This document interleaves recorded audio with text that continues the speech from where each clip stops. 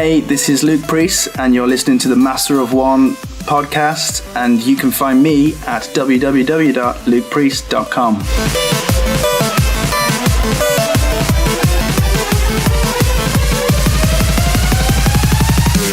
Welcome to another episode of the Master of One podcast, the podcast that has the perfect face for radio.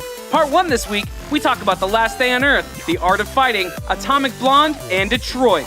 I'm Andrew, your Master of Art and Design. I'm Patrick, your Master of Television and Film. And I'm Luke, your Master of Toys and Games. So hold on tight and ride that dragon into another episode. Why?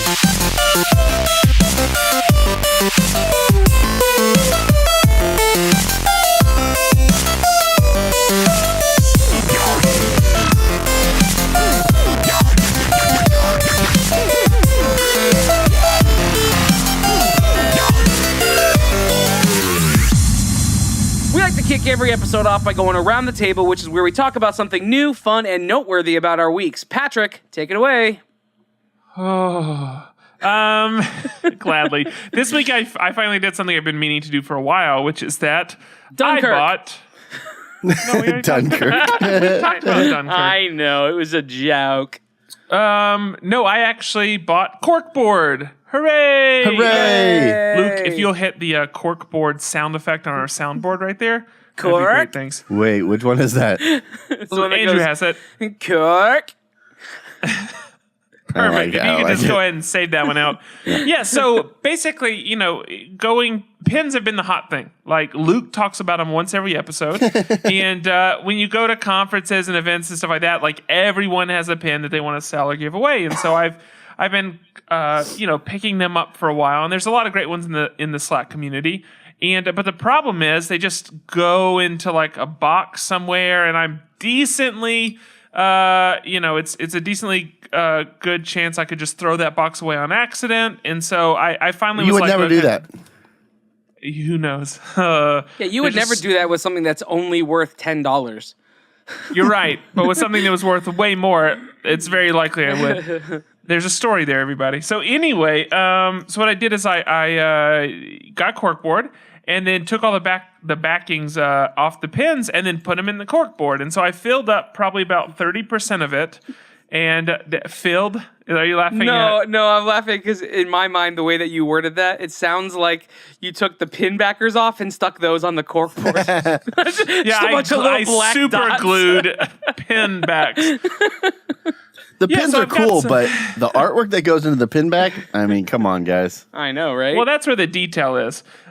So I've got some great ones here. From the community, some of the ones that stand out to me are the Ron Swanson from Not Cool Co. Of course, the Red Leader from Mark Bowden. And I have a couple from Squared Co. One is the Thriller and then I've got like the Helmets of Star Wars and a lot of great ones. Catatonic, which is one of my favorites. That's, oh my gosh, Bear Brains. And I also have the pin that I bought Gabe Barletta that I told him I would send him from Creative South. He asked me to pick one up because he was afraid he wouldn't get one. That's also on my board as well. Good. But no, it's a great thing. So it allows me to take something that would just be sitting on a shelf, not really displayed well, or something that again could easily kind of get lost in the bottom of the box, and it allows me to make it a prominent piece of artwork, and it's very meaningful because I know a lot of the people that made this artwork, which makes it even cooler. I started to go through some names, and I realized that that's going to be a really long Trabbit rail, and we got to avoid Trabbit rails the best we can. So, it's really easy to go over a Trabbit rail. They're low. Everyone knows the Trabbit is a very low species. So wait, what are you doing with the pin backs? Do you, like Andrew, you keep them like in a cup. So what did you have? No, it's funny. Here's my pin back cup. All right, I have it. It's just sitting on my desk. And I have some other pins that don't work on the corkboard.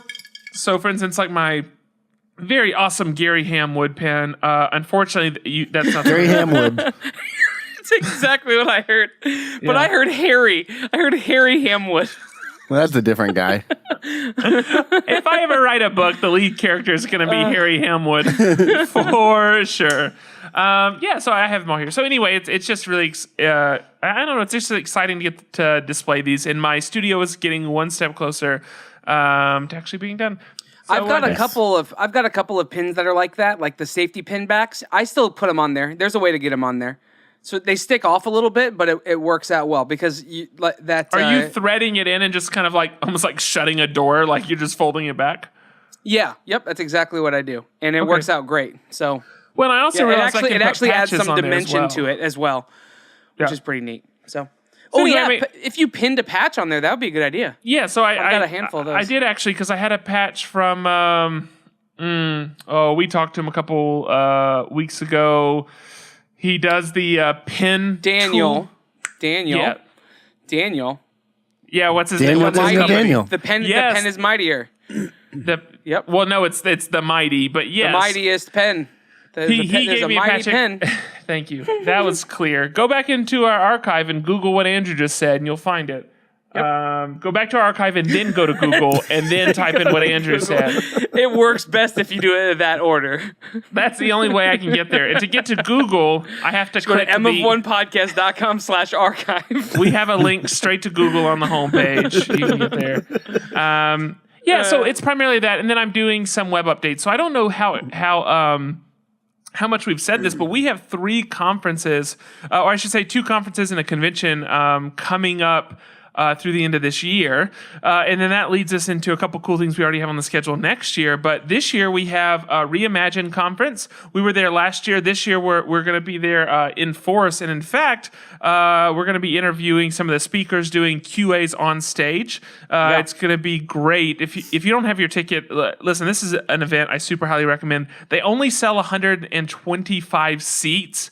And because they want to have, very intentional, small, kind of as close as you can get to one-on-one conversation in a conference setting. You know what I'm saying? So because of that, it is, I would say, from a personal growth and frankly, probably even a networking aspect, I've taken more away from Reimagine than any other conference I've been to. So that's a really big one. And that's coming up end of October. And, so we'll be there again, doing podcasts and doing live QAs on stage. MondoCon, really excited to be doing that. So this will be our second year going to MondoCon. We won't be exhibiting. We'll be going around just saying hey to people, chatting, and checking out all of the awesome panels that they do. And meetup. We're going to do a meetup, absolutely. We'll have a meetup out in California as well. And so we'll have details about those coming once we get a bit closer. And then the other cool thing is Pop-Up Crop. That's something, so if you're familiar, Crop is something that happens in Baton Rouge every year. It's typically like 1 or 2 weeks, and I say every year, it's happened 2 years. But it's just a couple weeks separated from Creative South. I think the first year, it was like the week after. But that being said, they're doing what's called Pop-Up Crop. They're doing a 1-day event in Austin, and it is the day before MondoCon, and we will be there doing interviews as well. So you can find us at Pop-Up Crop, you can find us at MondoCon, you can find us at Reimagine, and we will have meetups available, and we'll be talking to people. So all that stuff's super exciting. And it'll all be online. The dates and stuff like that will all be online here very shortly. Yeah, you can expect those honestly within the next week. So I would say by next week's episode, you'll be able to find all that stuff very easily on the website. And again, we'll be updating it with the meetups and stuff. Maybe a couple of other fun things. Oh, right, there will. I am biting my tongue in a big way. So and let me. It's weird. Stop. You're drawing blood at this point. This is a great opportunity to say big shout out to patrons.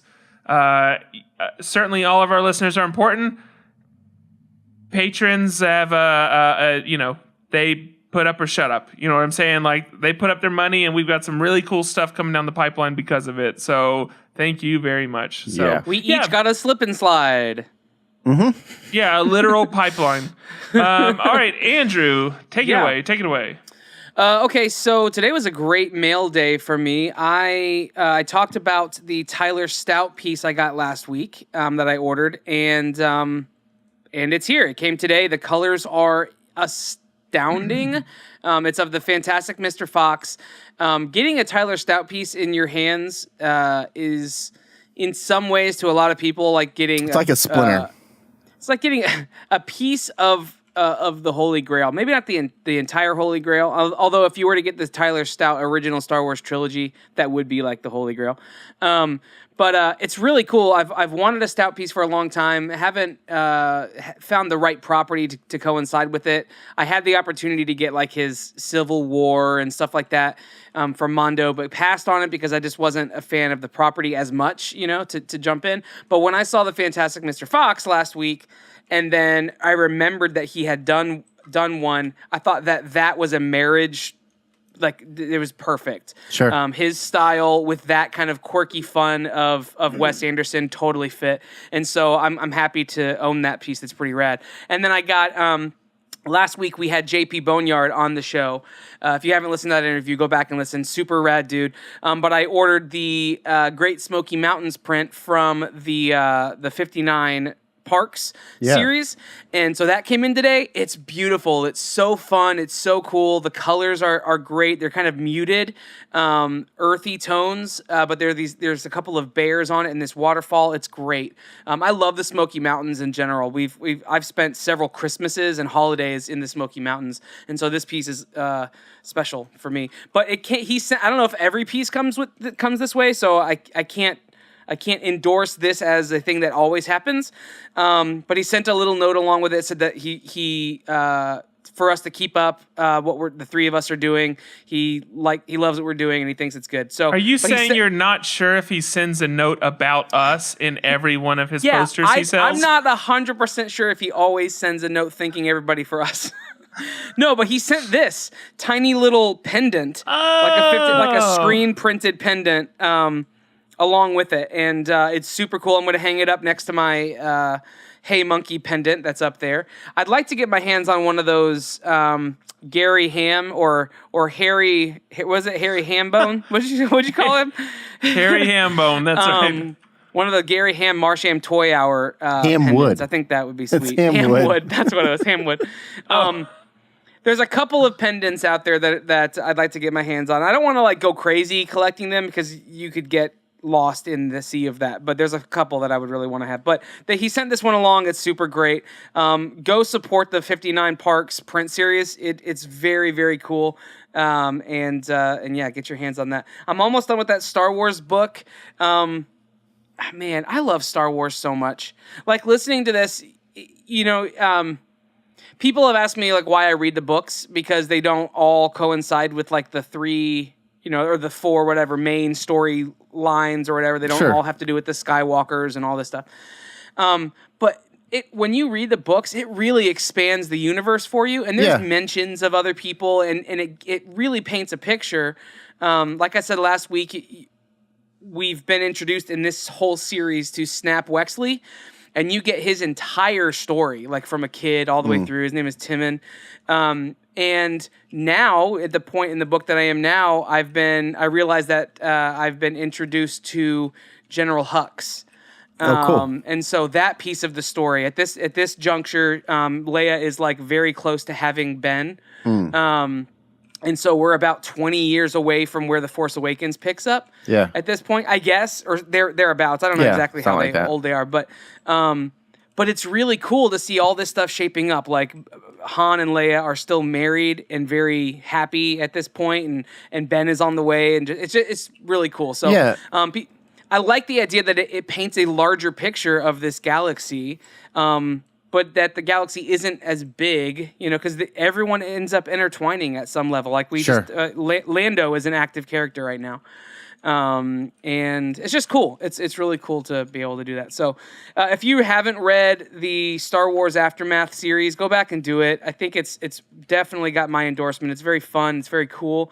It keeps you in the Star Wars universe. They're getting ready to release, like I said last week, a bunch of the ones that are a journey to The Last Jedi. I mean, I'll be getting those as well. But pick these up beforehand so it'll kind of give you a lot more backstory into some of the characters that we met in The Force Awakens. So, man, I don't know. There's a bunch of other stuff. I'm just going to leave it there for now. I got injured a whole bunch of times.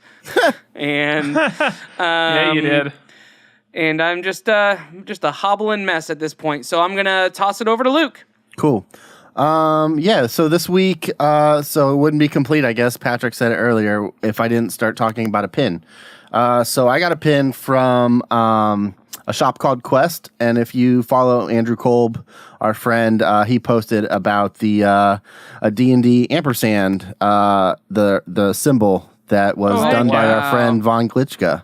But yeah, it's pretty freaking awesome. It's like it's not pewter, but it feels like that kind of like it's a pressed like metal. That pressed dull metal, silver. So I got that. That's cool. Man, other than that, my birthday is Wednesday. So movie marathon day? I'm still trying to plan that out. We have a shoot Wednesday all day, so I don't think I'm going to be able to actually do it on Wednesday. But hopefully, I'm thinking maybe Friday, but I don't know for sure.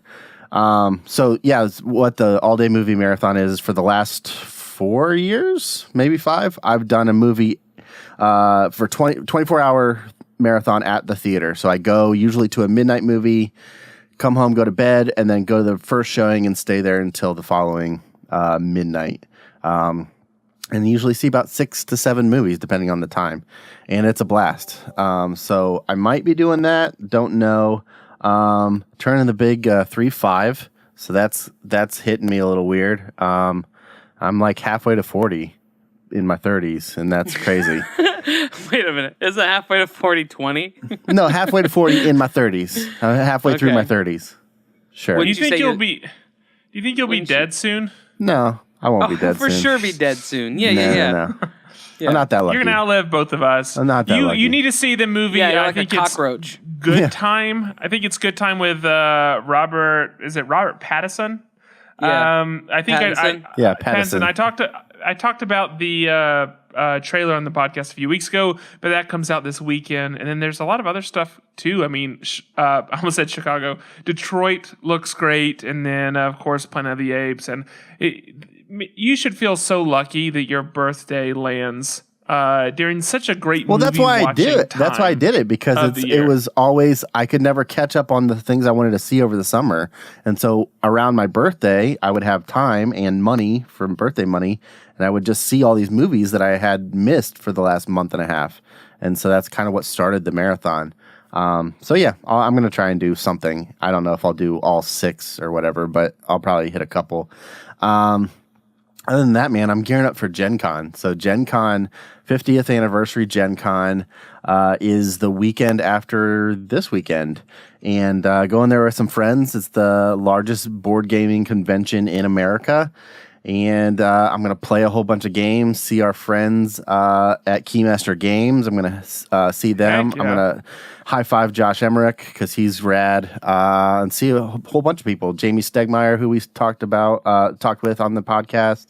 Stonemeyer Games. So, yeah. Can I assume that you're going to do like an M of 1 meetup and maybe have a couple of these guys join you for like pizza and drinks afterwards? Maybe. I'm not sure what the schedule is yet. So, but yeah, I'm super excited for Gen Con, just trying to get everything work done wise so I can go and have fun. So, or even work wise done. Yeah, sure, whatever. No, he's more into the work done wise. Yeah. Like, why would you do work unwise? Exactly. You know what I mean? Fair. This is a question that I ask daily. All right, so if that's it, then that's going to be it for our Around the Table. Up next, let's talk about some master categories. Are you looking to build your audience with a podcast? Then check out the folks at Cast Pro. Cast Pro is an experienced group of podcasters, developers, editors, and designers that want to remove any barriers that stand in the way of you creating your best content. No matter what your level of experience, they have the tools to come alongside you and elevate your message. With plans for the hobbyist to the professional, they've got you covered. Find out more at castpro.io. That's CASTPRO.io. Cast Pro. Focus on your message. They'll take care of everything else.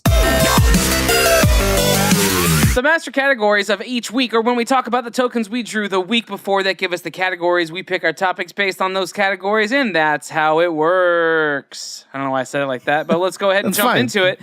Luke, you finished us off, so why don't you pick us up? All right. I got toys and games, finally. I'm back to my my home. I feel good. I don't care what you have to say about toys and games anymore. I've learned to not care. Okay. It feels like you don't really you care what I have to say about anything anymore. So Just but especially this. okay, cool. It's been a gradual slip. Sure, that's fine.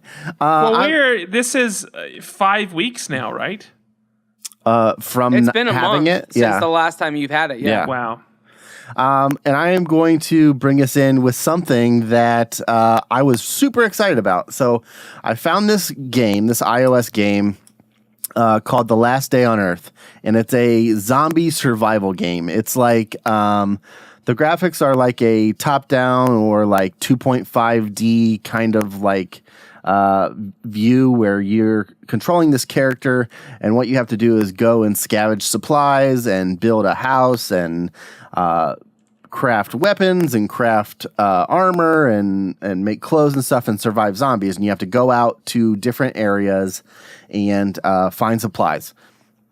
And it was supposed to have some PvP built in where there was other survivors that you could fight, and they could take your stuff and or you could take their stuff, and then you find these military bunkers and get more supplies and kind of work your way to being more okay with what's going on in this world. It sounded very fun. Started playing it, and it is just super annoying to me. The way they have programmed it, I don't know. It's very much set up for just microtransactions only. There's random events that happen, whether it's like a crash plane or a supply drop or a trader shows up, and your home you have a map for your home, and then other areas that you have to travel to, and you only have so much energy to travel to them. And you can fast travel by using your energy, or you can real-time travel, and you just click where you want to go, and it says it'll take 12 minutes. You come back to the game 12 minutes later, and you'll be there. Or you can fast travel and just, travel in like a minute or 33 seconds and get to wherever you want, depending on how far away it is. And your energy replenishes every day back up to 100. Well, they have programmed it where you can't get to these random events. They don't actually show up until you're below the amount of energy you would need to get there and back. That way you have to do you have to purchase energy or something? You can purchase energy with buying coins, or you can travel fast to get there and then travel real time back. But unless you have like full energy, or have the coins to be able to buy more energy, those random occurrences where you can get special drops or more powerful items do not show up for you until you're below the amount of energy you would need to get there and back. That sucks. I know, it's terrible. There's things built into the game. You can get to a certain level of crafting that things just aren't available yet. Now, I will say that it's in a beta release. So they released it on iOS as a beta. And so they're developing it. Since I downloaded it about a week and a half ago, there have been 3 updates. So they're actively working on it. But it's kind of really frustrating that it's a very thin veil of just a game centered around microtransactions. And I think it'll be a very cool game once they get to it and they maybe fix some of those problems. If you read some of the reviews, a lot of people are complaining about those situations, but the actual core gameplay could be very fun if you like any kind of those crafting style games. And it's zombies, and you walk around and you shoot zombies or slash them with swords and make homemade weapons like, bats with nails in them and boards with like spikes and crazy stuff. But yeah, so I found the game. I was really excited about it. The art style is cool. It looks pretty sweet. But then it was just to progress in the game, you really just have to purchase things. You can die, and so here's the other thing: the PvP isn't really PvP. The other players that you find out in these zones just go straight for you and attack you, and they don't move around randomly. It's just a beeline straight for you. So it's all auto run, auto attack. There's not actually people. So it's not PvP. Right. They have a chat thing where you could supposedly chat with other players. That hasn't unlocked yet. So a lot of this stuff is coming, but for right now, it's very much a beta release. But yeah, it's called The Last Day on Earth. It's a cool crafting mechanic. It's a cool idea for a game. It still needs some work, and I think they're relying so much on the microtransactions to probably pay for development. But it seemed a little shisty. It's not very pure to me. Which is scarier, The Last Day on Earth or Candy Crush? No, that's actually a great question. I've been hearing it a lot on the internet. I'd like to hear your answer to that, Luke. Scarier is Candy Crush because now it's a TV show. That's scary. Oh my gosh, it's Mario Lopez. And the thing is, he still looks 10 years younger. But what is happening? Like, the world is crazy. Someone greenlit that. Oh, I know. Yeah, dude. It's crazy. I think we're slowly working our way towards the movie Idiocy. Have you seen that? Man, I have. And Yeah. I'll say this: I'm ready for them to redo the film. I mean, the film was fine. The subject matter was better than maybe the execution. Sure. But I would love an updated Idiocy that maybe pulled in more of what's actually going on in the world. Yeah. It's too real. Yeah. But yeah, so that's mine. If you like zombies, if you like crafting, it could be a cool game for you. I would say if you're going to try it, just be aware that you can't really progress unless you're going to pay for things. And so I have kind of stopped playing it because I'm not going to pay for it. You can still progress. It's just very slow. But that's it. Sure. I'll throw it to Patrick. Absolutely. So this week I have art and design. Is that correct?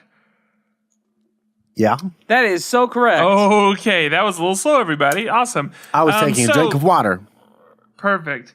So for art and design, I want to talk about fighting for a bit. And maybe more specifically, as it relates to collaboration. So I'm going through the book. It was actually a book recommended by one of our guests, Taylor Jones. He talked about a book called Radical Candor. And the book is really split into two parts. And the first part is more high-level philosophy. The second part is practical application. That's the split. And one of the ideas that's talked about a decent amount in the first part is debate. And it's debate as it pertains to collaboration. And there's this a story relayed of Steve Jobs where he was arguing about a point of view with someone, and he won the argument, and then they went with what he wanted to do, and then ultimately that was a failure, and they had to backpedal. And he actually got upset at the person fighting with him because he said that it was your job to convince me that it was a good idea, so you failed to convince me. And which I think is a really interesting way to look at it. Now, I know that there's a good number of people listening right now going, yeah, well, Steve Jobs was an a-hole, which is also maybe true, but there's a lot of truth in this part as well. So there's a cycle, and I would not a development cycle. I think about it more of like an idea life cycle. And in the book, they refer to it as the get stuff done circle, the GSD. But it talks about these parts. And so the parts are that you have the basically the problem you need to solve. So there's like the time spent investigating, and then you have to form an opinion. You debate the opinion, then you have to convince others, and then you have to actually decide to do it. And so then you have to put it into practice, and you have to learn from it, and then you start over. Those aren't the exact terms, but it's close. But I love the idea of there has to be a stage of debate, and there has to be a stage of convincing. Here's the idea behind that. So going back and forth with someone else is one of the best ways to get to kind of the best ultimate solution. So it's the idea of I don't need to be right, I just need to do the right thing. And other people's opinions are a huge part of that. So a lot of us, we have designers around us. These designers could be in a community. As far as an online community, they could be people sitting at a desk beside us. I mean, or just peers we have contact with. But these are all people that basically we can take ideas and run them through people and fight with other people. The idea of debate is that in order to do something to the best of your ability, you need to fully understand what you're trying to do. So you have to have that understanding. You have to be able to debate someone. You have to be able to accept if you lose that debate. But if you win the debate, the next step is you have to be able to convince other people that you were correct. And so again, it's very easy in our world, and I'm going to go a little bit broader, a little bit more abstract.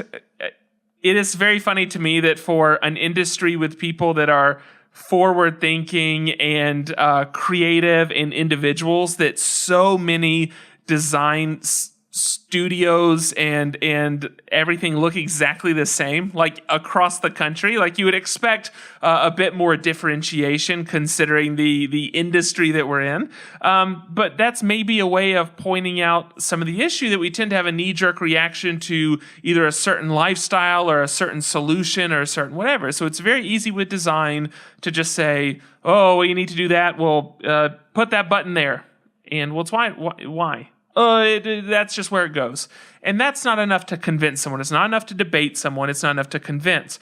And so the idea, again, of debating is that you're able to have strong opinions, but hold them loosely enough that you can be convinced because you don't want to be stubborn. And then the idea with convincing, which is the next step, is that you should have understood it thoroughly enough. You should have been challenged thoroughly enough that at that point, it's a very easy to explain idea that anyone else can jump on board with. This is a tough thing. And so the woman that writes this book, she's worked at Apple, she's worked at Google, she's worked at, I think, Twitter. So she's worked at these large companies. And a lot of these companies, one of them she was referring to, and I can't remember if this is when she was at Apple or if this is when she was at Google, but they literally, their team had I think 2 hours set aside once a week that was only for debate. They would come in with a topic and they would argue about the topic for 2 hours or whatever it was. And then at the end of the 2 hours, they would say, okay, by this day, you have to give me your solution walking out of this debate. So they would put a cutoff for when you had to have a solution from what you learned from that debate. And then again, you had to at that point, you had to be able to convince anyone that asked that you had come to the right solution. And I just find that so fascinating. There's things in our process that we know we need to account for time-wise, like accounting for time to either dream for this piece or to think about this, or the time to develop this or do a handoff, or it's very easy to account for this stuff. The idea of setting aside a percentage of time in a project just to debate someone else about a key component, that is kind of bizarre. That's a bit wild to me, but I love it. And I think that Can I clarify something real quick? Sure. Is it debating for debate's sake, or debating if there is differing opinions on what should be done? For both. And in fact, they are not. So one of the things that is talked about is that some meetings will be preempted by someone telling okay, you're going to debate this side and you're going to debate this side. So there is forced to debate. They will not allow any of their big decisions to go through. I think, and I don't know if this is overgeneralizing, but she makes a statement at one point in the book that any decision that, how do I say this?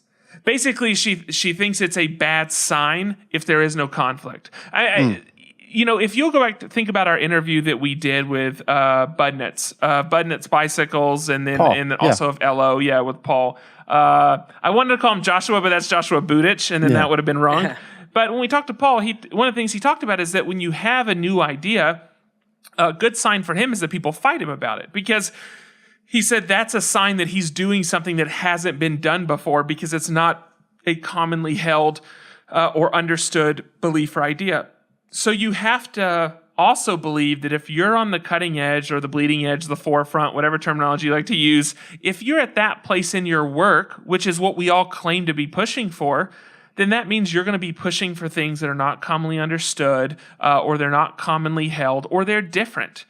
And if you're going to be the one that's going to do the thing that is different, you have to be able to fight someone on it. You have to be able to debate it, and you have to be able to convince people. You can't just, oh, well, I feel like it. Because your client is not going to live with because you feel like it for very long. Or your employer is not going to accept because you feel like it very long. You're just going to sound like an a-hole. That's it. You're just going to sound like an ignorant, stubborn a-hole.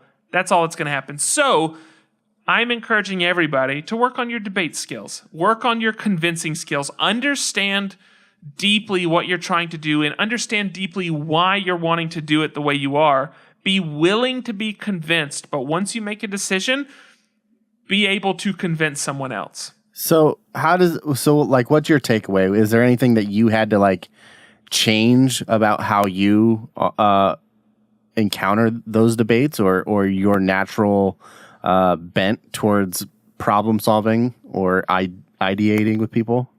I think there's two takeaways for me. So one takeaway is going to be the need for conflict. The need for conflict as a way to getting to a better place, because it does one of two things. It's either going to highlight a point where you're deficient, or it is going to reinforce your point. Both of which are good things. So I think having someone to purposely pick something apart, I think that's a great thing. I think the second takeaway for this would be thorough. I mean, I think that's the other piece of it, because again, it's the fact that I can look at a show like Silicon Valley and it can like almost verbatim nail all the things happening around me, and the fact that that's the case for these studios all over America, it really makes me feel like, wow, I don't feel like I'm with a group of individuals if we're all doing the exact same thing. And so I do have to question, like, are we making decisions, and I'm making decisions because of some herd mentality or because of some type of like creative inbreeding, or am I actually really considering the root of a problem and thinking outside of the box for a solution? So I think being thorough and then desiring conflict with decision, I think those are the two takeaways for me. Cool. Man, that's heavy stuff. And I think as we were talking to Taylor, I believe he also mentioned Walt Disney as being someone who would do that. If nobody would argue with him at a board meeting about any of his ideas and no one would push back on him, he wouldn't do it, because that meant that it wasn't pushing hard enough or pushing far enough. So he's in good company there. So I'm going to take it. Are we good for me to take it? Absolutely. Okay. All right. Well, I'll round this thing out. So I got TV and film, and I'm going to make this one a double feature, ladies and gentlemen. I got the opportunity a couple weeks ago to go see Atomic Blonde before the film came out, and I got to do the same thing with Detroit, which is kind of, you lose some of the appeal of that when you wait 3 weeks to talk about it, but nonetheless, it was pretty cool. So I'll do a quick review of each. I'll start with Detroit. So Detroit is it's a movie that takes place during the civil rights movement, specifically in Detroit, Michigan. It's based on a true story. It's in 1967, and it really kind of centers around this group of cops. There's a handful of cops who are white and patrolling the streets during all the racial uproar of the 60s, and then this group of people who are staying in a hotel, and this event that goes down. I'm not going to go into any of the event, because I think you just need to see it to experience it. But this film is put out by Catherine. Oh my gosh, I'm blanking on her last name right now. She's the one who did Zero Dark 30. She did what was the other one she did? Oh my gosh, I'm like completely blanking. Somebody help me out here. Lifeline it. It's Catherine Bigelow. Catherine Bigelow. And I was just getting there. You beat me to it. You're right. Well, it is. It's Catherine Bigelow. So I want to say Bigelow. Bigelow. That's 0 not to it. 30, Hurt Locker. Hurt Locker, yep. Yeah, that was the other so one. she's known for doing these incredibly intense, deeply rooted in reality films that they're not complete fact, in the sense that there's always some of the stories she tells always have some bit of mystery to them, because nobody actually knows except for the people who were there, and there's always two sides to that story. But she does so much research into making these things historically accurate and feel historically accurate. So Detroit it delivers in that same vein. John Boyega is kind of listed as the A-list star in this film, although he doesn't have a ton to do with it. I mean, he does in a roundabout way, but it really kind of centers around this actor named Algie Smith, who plays Larry, who's the lead singer of this Motown band who is trying to make it big, and they get affected by what happens here. And it's an incredibly deeply moving film. If you have any questions about race relations and what that looked like, this film will open your eyes to some things. And so what Alamo Drafthouse did at the end of the film, we got to do a live Q&A with Algie, I think it's Algie Smith, and oh my gosh, who was the other guy that was there? I can't remember the other guy that was there. Anthony Mackie, I think. I don't know. But we got to talk to some of the actors about what this film was like. And Algie, who plays the lead, was just over and over again. He said that it was so hard to go on set and hear people yell these things at you day in and day out. Yeah. And he's like, when they would yell cut, the white actors especially, who had to like barrage these people with terrible things, would hug them and say, "Hey, are you all right? Like, hey, I love you, man. This is like," they had to reinforce that, hey, this is acting, and he's a young actor, so he didn't necessarily have to experience all of this stuff firsthand. And so he was talking to the person he was playing in real life, and just trying to get a feel for, how do I play this character and how do I do this? And the reality is, the truth sometimes is a lot more complicated than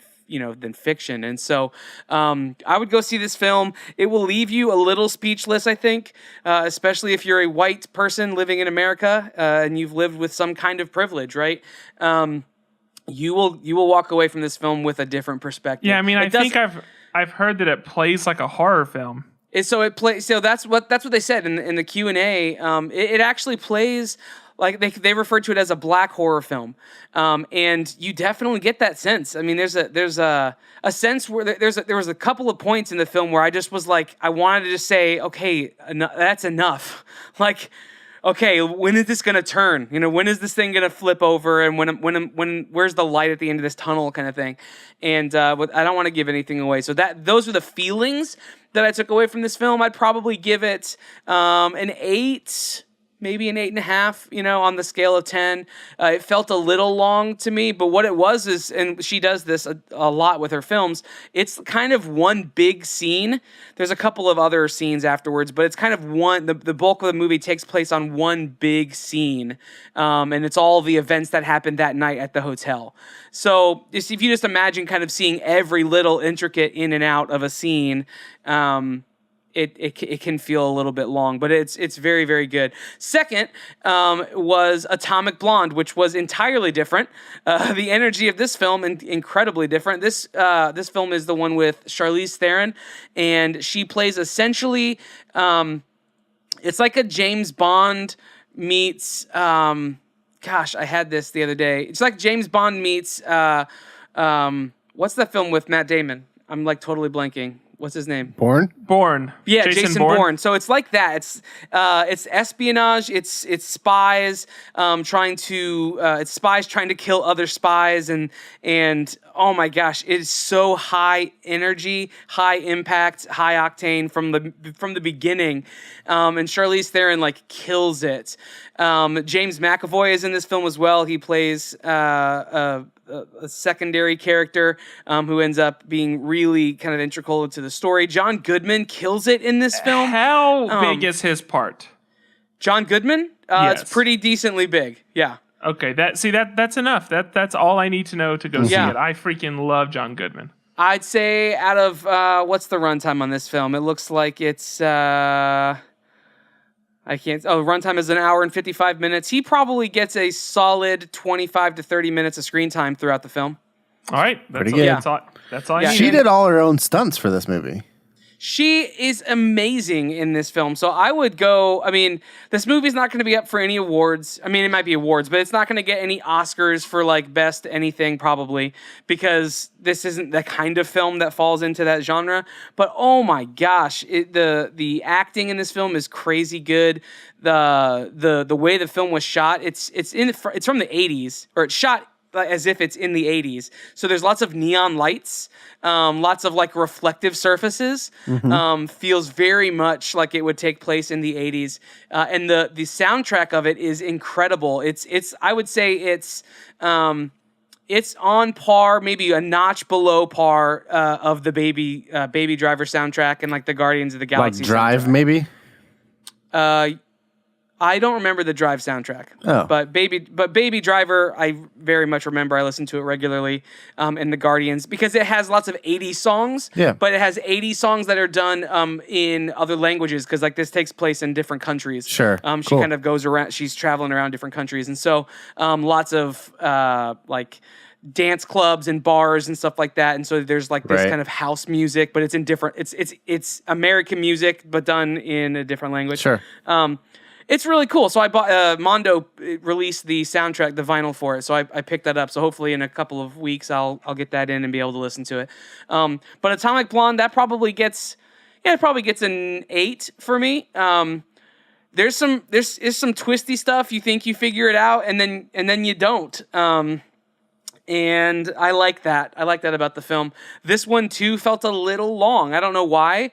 Maybe it's because I've been going to see so many movies lately, and because I expected Dunkirk to feel like it was, 16 hours long, but it ended up not feeling that long.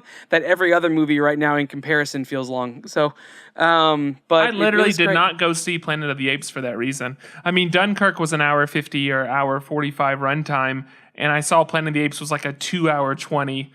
And I was like, I'll just hold off on it. You know what, though? That movie was great, and I would not have said that movie felt long. Like, the way that that story arc played out, I loved that movie. So, but anyway, Atomic Blonde, go check it out. It might get higher than an 8 for me, but I'm just going to let it sit there, just in case Patrick comes back or Luke comes back and says, that movie was terrible, and then I'll be like, well, I only gave it an 8. It wasn't as good as Lucy. All right, so I think we're gonna go ahead and that's a joke to anybody out there. I don't actually think that. That's a joke against Patrick. So just everyone. But I do love that the movie's bad enough you have to clarify. You can't just let it hang out there as like it might be serious. Well, I just don't want anyone going, what? He thinks Atomic Blonde isn't as good as Lucy. So go see it. I'd go see it in theaters. Oh, it's based on I should have said this at the beginning. It's based on a graphic novel, The Coldest City. And I ordered it. It'll be here tomorrow. So I'm really excited to read that graphic novel, because it's really gritty and dark and like I said, very, very high energy. And I'm just excited to read it. So, all right, I think that's it for our master categories, which means that's it for this episode. Go to mofonepodcast.com to find show notes and links to all the stuff that we talked about in this episode. You can find a whole slew of other things on there. Find the archive and some other new things, like we said, coming up. Check in this week, and we didn't mention in the episode, but if you'll notice on the artwork and on our social media stuff, we have updated our branding. It has gotten a refresh. We are excited to roll that out and do some really fun things with it. You'll start seeing it a lot more in some other ventures very shortly.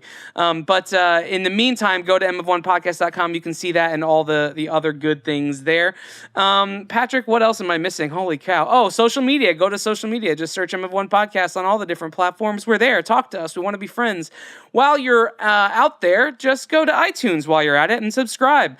This episode episodes on Tuesday, you know what? There's another one coming out on Thursday, and that's going to be an interview that you do not want to miss.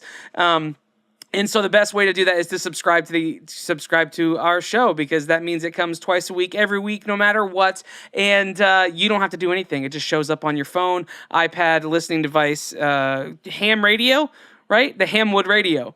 It shows up on there, and it just makes it really simple. But after you've subscribed, Patrick, what do you do? You're going to rate and review. That's right. Let us know what you think about the show. Leave us a few stars and leave us a almost said content. Meant to say comment. Leave us a content. Leave us a content. Leave us a comment, and once you do, I'll read it on Tuesday's episode. That being said, my iTunes is out of date, and I have to restart my computer in order to read these things right now. I can't do that because we're in the middle of an episode, so it'll have to wait till next week. So if you left a comment, it's the anticipation is building. We probably have 75 new ones.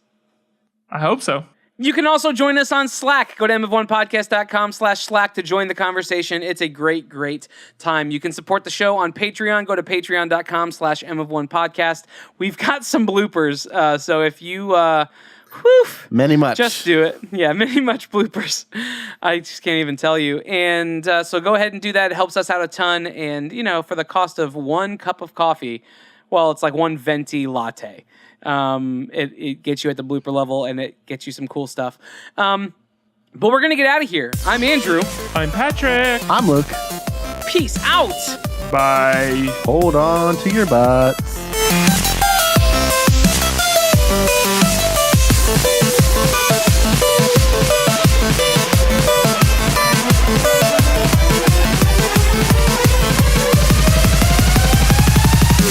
I'm Andrew, your master of art and design. I'm Patrick, your master of television and film. And I'm Luke, your master of toys and games. So hold on tight and ride that dragon into another episode. Why?